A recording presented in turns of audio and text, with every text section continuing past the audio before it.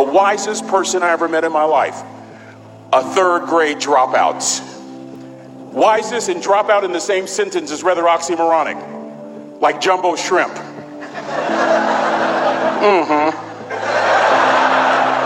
Like fun run, ain't nothing fun about it. Like Microsoft Works, y'all don't hear me. I used to say like country music, but I've lived in Texas so long, I love country music now. I hunt, I fish, I have cowboy boots and cowboy, y'all, I'm a black neck redneck. Do you hear what I'm saying to you? No longer oxymoronic for me to say country music. And it's not oxymoronic for me to say third grade and dropout. That third grade dropout, the wisest person I ever met in my life, who taught me to combine knowledge and wisdom to make an impact, was my father. A simple cook. Wisest man I ever met in my life. Just a simple cook. Left school in the third grade to help out on the family farm, but just because he left school doesn't mean his education stopped. Mark Twain once said, "I've never allowed my schooling to get in the way of my education." My father taught himself how to read, taught himself how to write, decided in the midst of Jim Crowism, as America was breathing the last gasp of the Civil War, my father decided he was going to stand and be a man. Not a black man, not a brown man, not a white man, but a man. He literally challenged himself to be the best that he could all the days of his life. I have 4 degrees. My brother is a judge. We're not the smartest ones in our family. It's a third grade dropout daddy. A third grade dropout daddy who was quoting Michelangelo, saying to us, "Boys, I won't have a problem if you aim high and miss, but I'm going to have a real issue if you aim low and hit." A country mother quoting Henry Ford, saying, "If you think you can or if you think you can't, you're right." I learned that from a third grade drop. Simple lessons.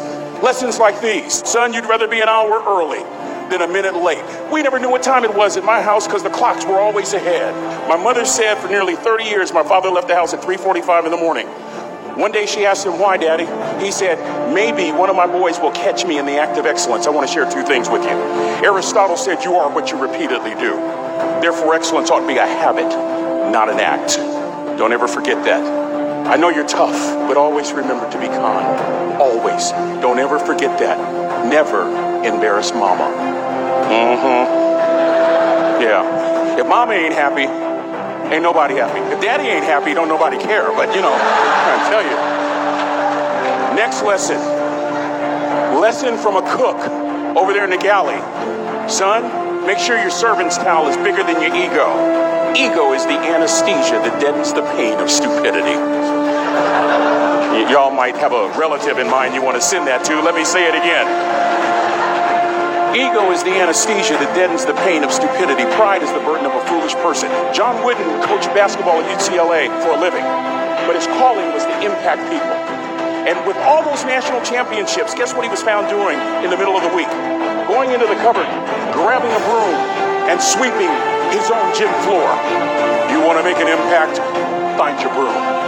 Every day of your life, you find your broom. You grow your influence that way. That way you're attracting people so that you can impact them. Final lesson. Son, if you're going to do a job, do it right. I've always been told how average I can be. Always been criticized about being average. But I want to tell you something.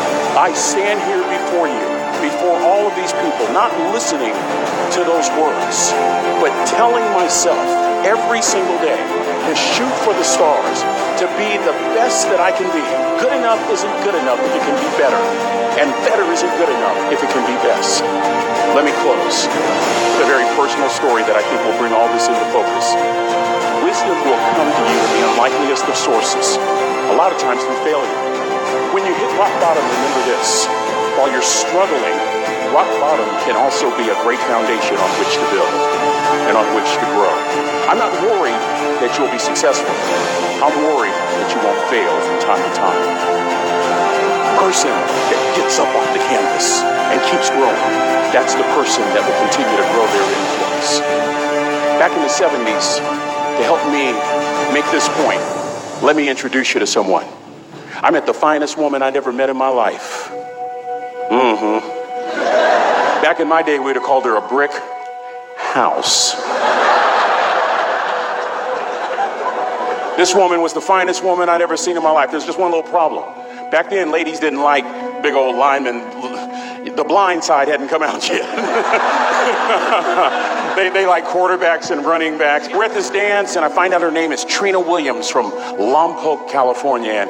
And we're all dancing, and we're just excited. And I decide in the middle of dancing with her that I would ask her for her phone number. Trina was the first one. Trina was the only woman in college who gave me her real telephone number. The next day, we walked to Baskin & Robbins ice cream parlor. My friends couldn't believe it. This has been 40 years ago, and my friends still can't believe it. We go on a second date, and a third date, and a fourth date. We drive from Chico to Vallejo so that she could meet my parents. My father meets her. My daddy, my hero, he meets her, pulls me to the side and says, "Is she psycho?" But anyway, we go together for a year, 2 years, 3 years, 4 years. By now, Trina's a senior in college. I'm still a freshman, but I'm working some things out. I'm so glad I graduated in 4 terms. Nixon, Ford, Carter, Reagan.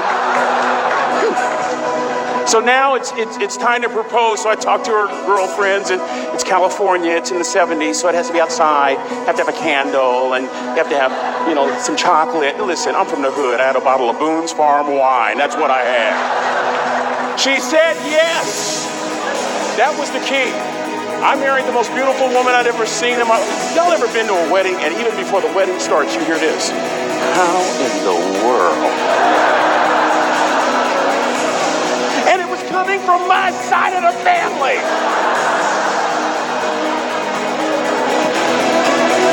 We get married, we have a few children, our lives are great. One day, Trina finds a lump in her left breast. Breast cancer.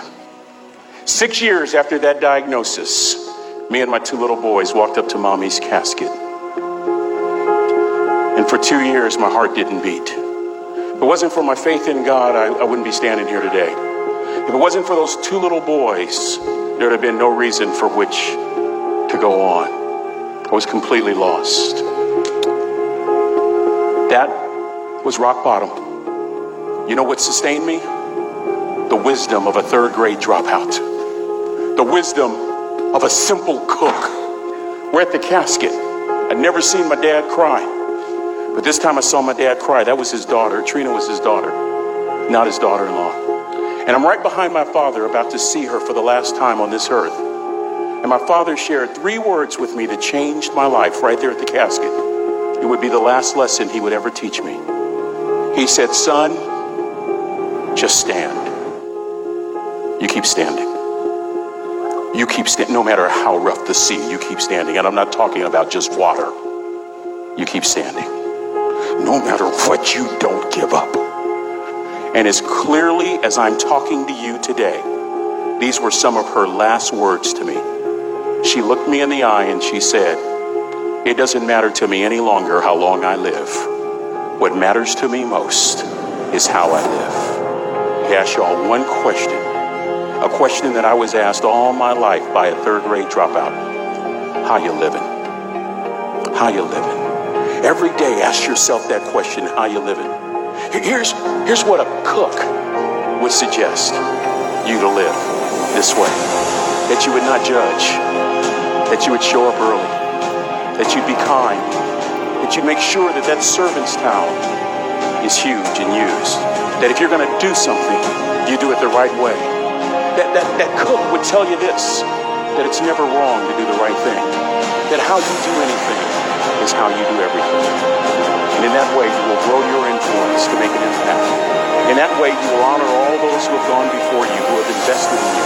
Look in those unlikeliest places for wisdom. Enhance your life every day by seeking that wisdom and asking yourself every night, how am I living? May God richly bless you all. Thank you for having me.